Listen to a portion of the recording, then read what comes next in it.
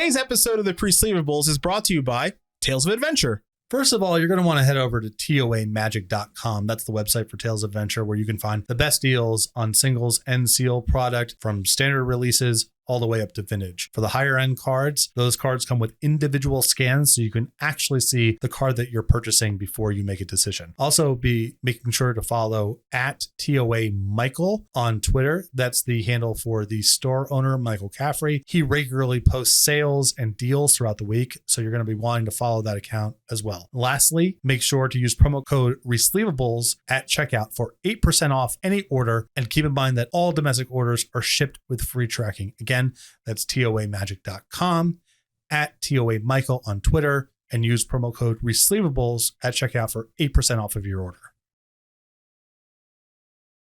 What's up, everybody? Welcome to the Presleevables Wilds of Eldraine edition.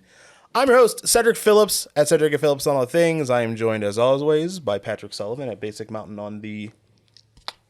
This is my new thing. That's the X. Okay.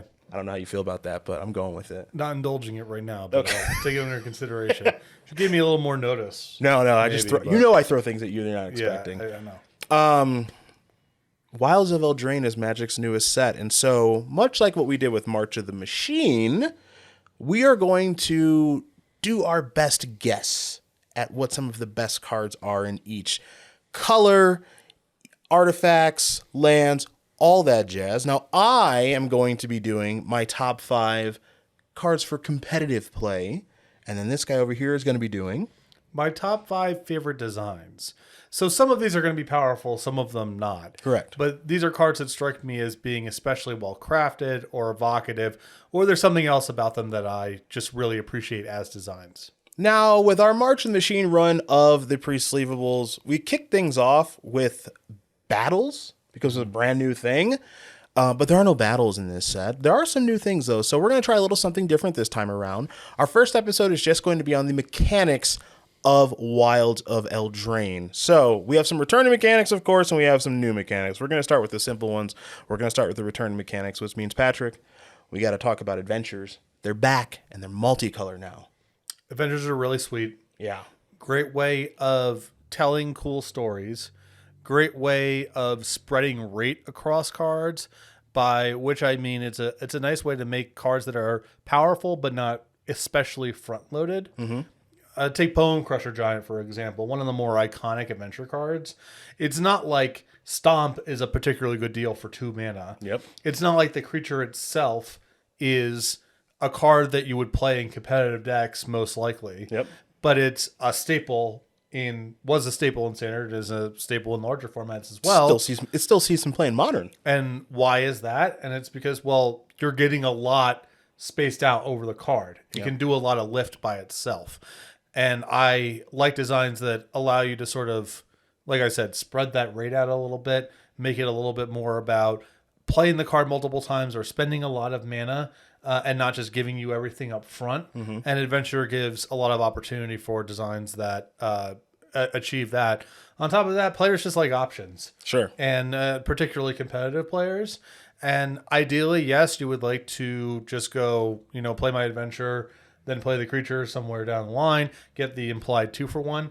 But things don't always break that way. Brazen Borrower is a card that just gets cast a lot. A lot of times just the 3-mana 3/1 flyer. And I know that competitive players, myself included, really like options and modality, and adventures provide those as well. Super cool. Pretty clear it was going to come back when we were going to make the return trip back to Eldraine. So that was an easy box in the check. Now, Sagas, on the other hand, this just kind of seems to be pretty close to evergreen now. Yeah, I think Sagas are a good way of achieving the low rarity Planeswalker experience. Okay.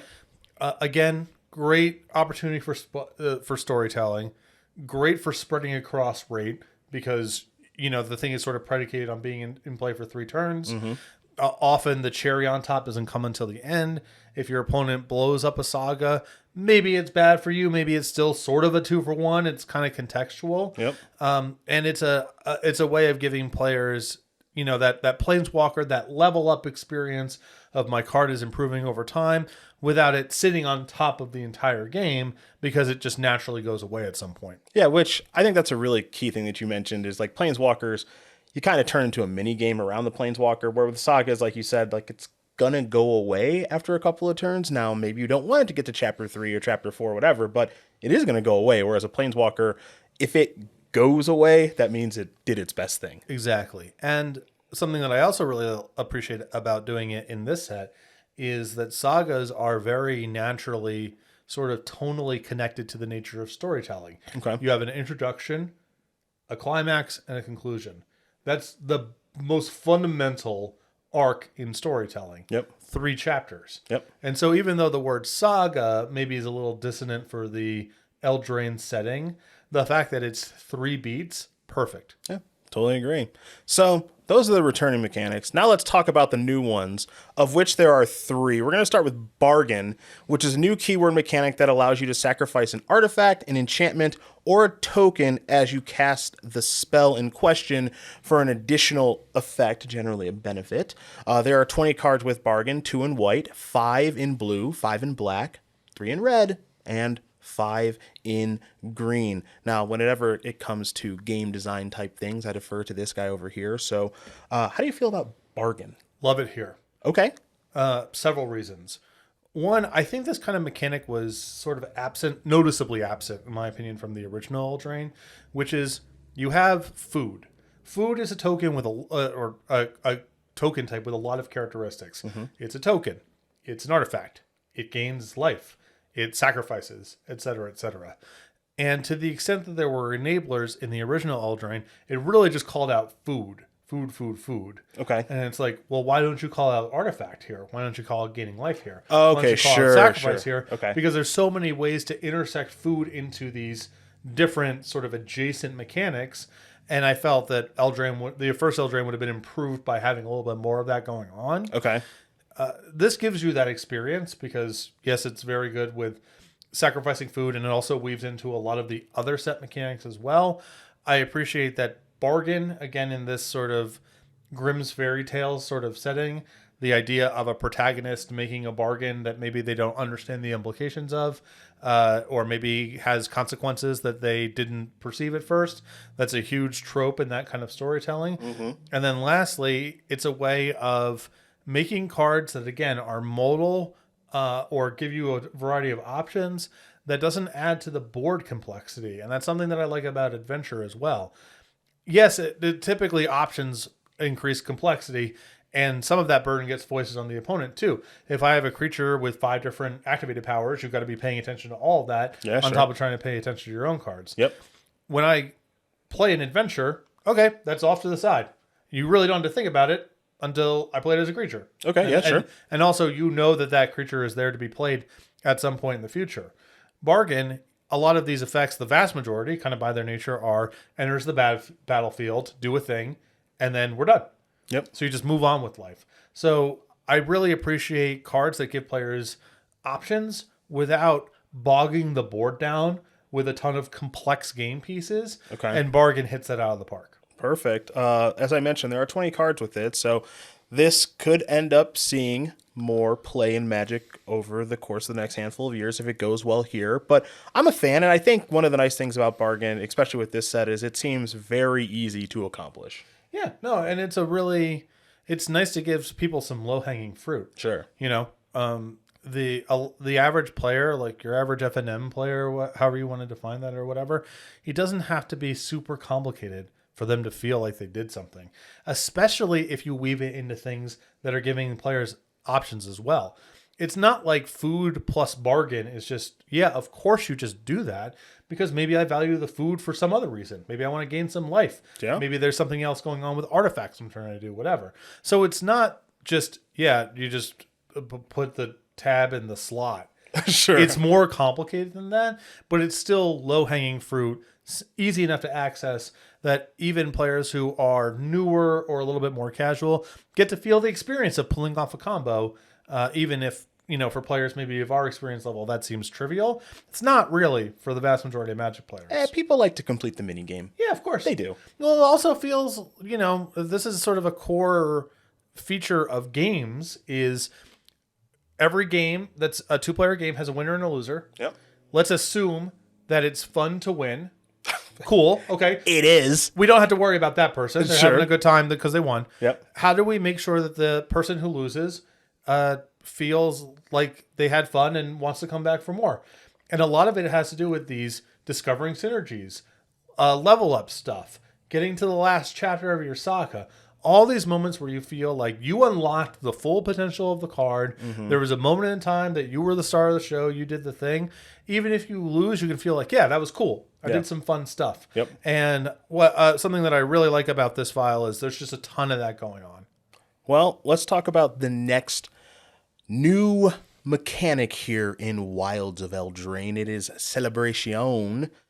An ability keyword that triggers if 2 or more non-land permanents enter the battlefield under your control this turn. There are 11 cards to Celebration. 5 of them are white, 5 of them are red, 1 of them is gold. It is clearly the Boros mechanic of the set, and it would have been really good in Standard if Fable the Mirrorbreaker was legal. It's two. Well, it's that's, not that's really... 2 things in 1 card. I got it. 2. I got it. I figured out the combo. Fable didn't need much help. Yeah. But thank goodness. Yeah. We finally have a synergy that's good enough to get Fable over. I think this is super fun. Again, okay. Low-hanging fruit, easy thing to access. The fact that it works really well with tokens like food without calling out tokens or artifacts or gaining life. Really sweet, really novel. I think the tone of it makes sense. 2 is a really good number. 1 to differentiate from Saga, and 2 because that's the minimum that you kind of need to celebrate. me and you know what I mean? Yeah, it was I'm giving a lot of these really, really positive reviews. We're gonna get to one in a minute that I'm a little shakier on.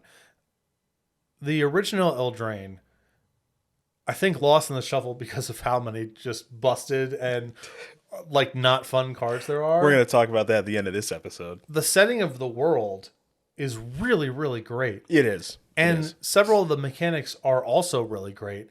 I think they overshot in terms of the frequency of food and probably some of the power level as well. But there was a lot of great stuff going on in that set that just got drowned out by a handful of outliers. Yeah. These mechanics, the ones that are returning, I'm very positive on. And the new ones here that we've gone over so far, I think are great too. I'm not just, I'm not just like kind of giving them a little shine because I'm always super positive about Magic. Yeah. But this is a great collection of mechanics. So, hot take-ish thing I'm going to say. All right, so I think that Ravnica is Magic's most beloved world. Okay. I think. Maybe there's some pushback in the YouTube comments, whatever. Maybe it's Innistrad, but I'm going to go with Ravnica for sake of this conversation. I think Eldraine is like a really cool Magic world and maybe better. It depends how you're grading it. Sure. I think there's a lot of cards in this set that I look at and I smile.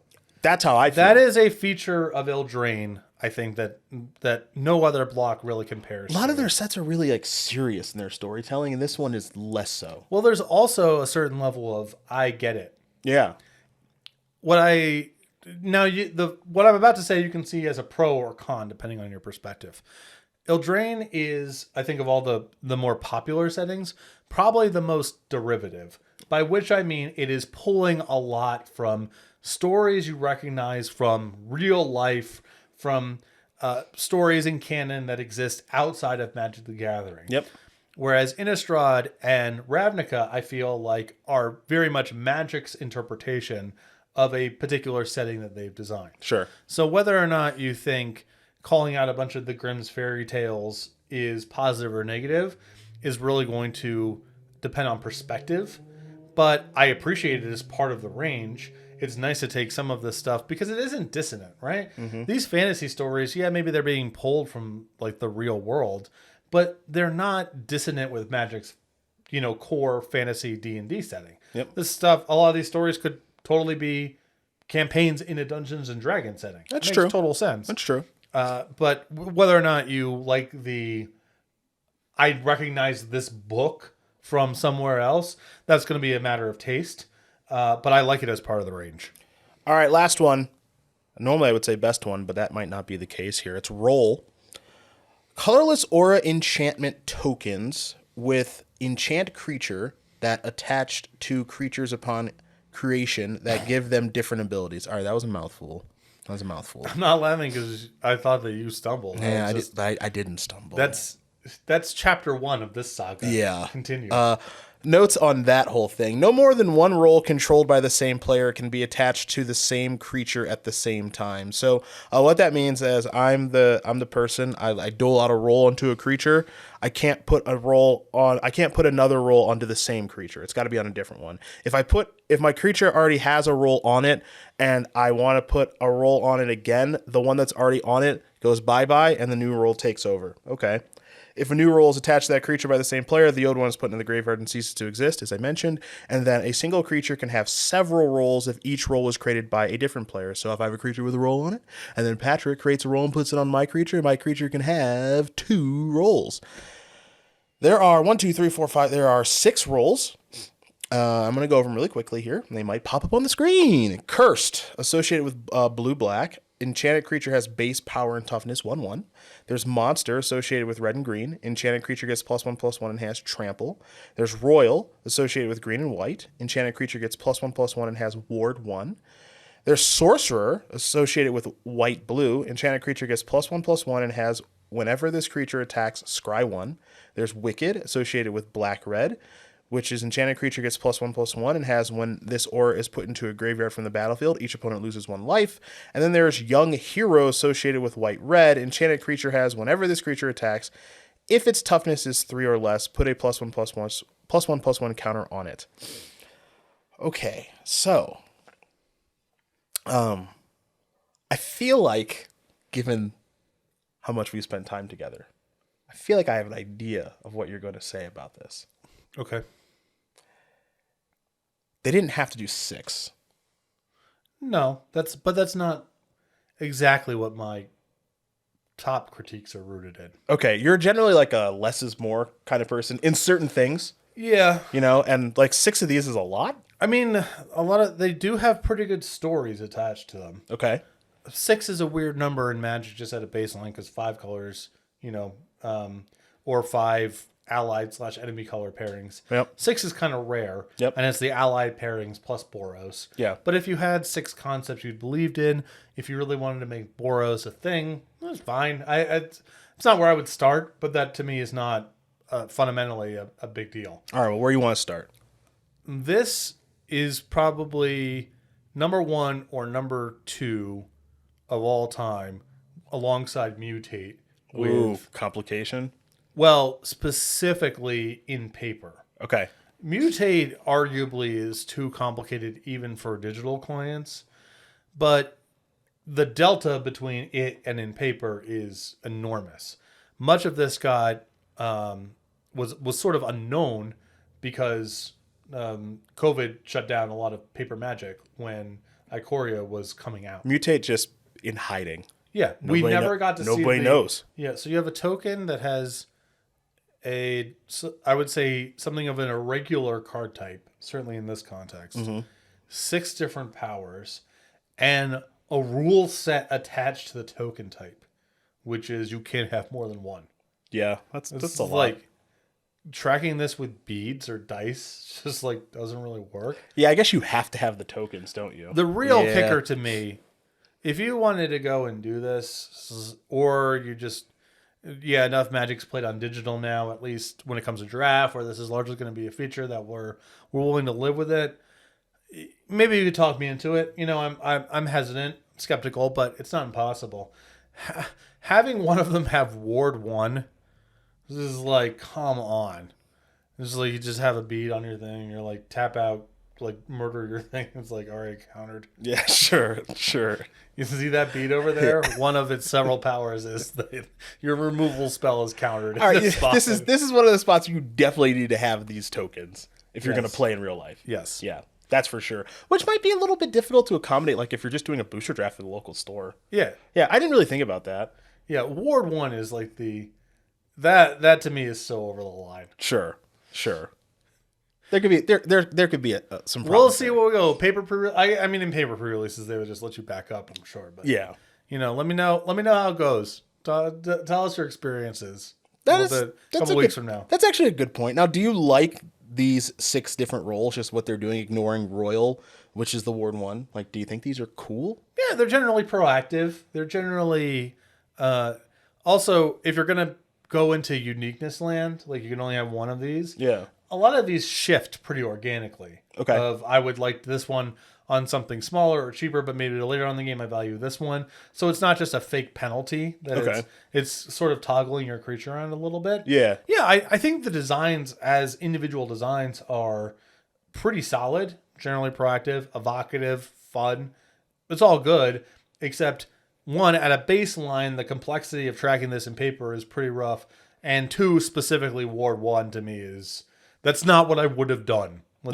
I'll put that out there. Okay. The final mechanic in the set is an unlisted one that I want to go over here, which is, I think I can say this safely. Maybe some people will disagree. Wilds of Eldraine is not as powerful as Throne of Eldraine. Yeah. And I think that's a really obvious thing to say, but also a good thing. And when I was coming into this set, when they announced it and everything, I thought there might be a big overcorrection, right? Where they're like, all right, Throne of Eldraine was way too good, so we got to make Wilds of Eldraine not good in order to make up for what we did last time. And I think the set is cool and flavorful, and it's powerful enough. Yeah. That's how I feel about it. Yeah, it's not, I mean, I know looking at Oko Thief of Crowns in preview season and imagining playing it in your Simic deck can be pretty fun, but then the reality is that it's awful for 6 weeks and then it gets banned. It's not fun for anyone. Yeah, then it gets banned anyway. The original Eldraine spoil, I remember several times going through the file and going, Sure. Here, I don't think I had that reaction once. I didn't have that reaction a single time. Not to say there aren't powerful cards, not to say there isn't cool stuff going on here, but there wasn't anything.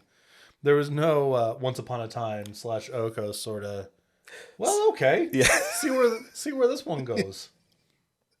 Which I think is a good thing. I think it's a fantastic thing. Yeah. Yes. I oftentimes forget that Once Upon a Time is a card. Yeah. Because it was there for such a short amount of time. Yeah. And this is also that card's actually really unique too, because it's such a game breaker. But here's how good it is. Oko is in the Vintage Cube. Mm-hmm. Once Upon a Time isn't even in there.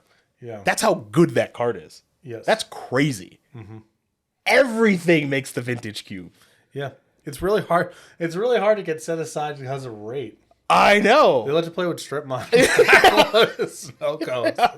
Once Upon a Time, we're good. Yeah. Doesn't even get to be in the Vintage Cube. I'm all right. All right, everybody. Those are the mechanics here for Wilds of Eldraine. Wanted to go over those in its own separate episode. Hopefully this ages well as far as our opinions are concerned on these new mechanics. Now, we're going to do a little bit of whites. So we will see you for that in our next episode of the Presleevables for Wilds of Eldraine.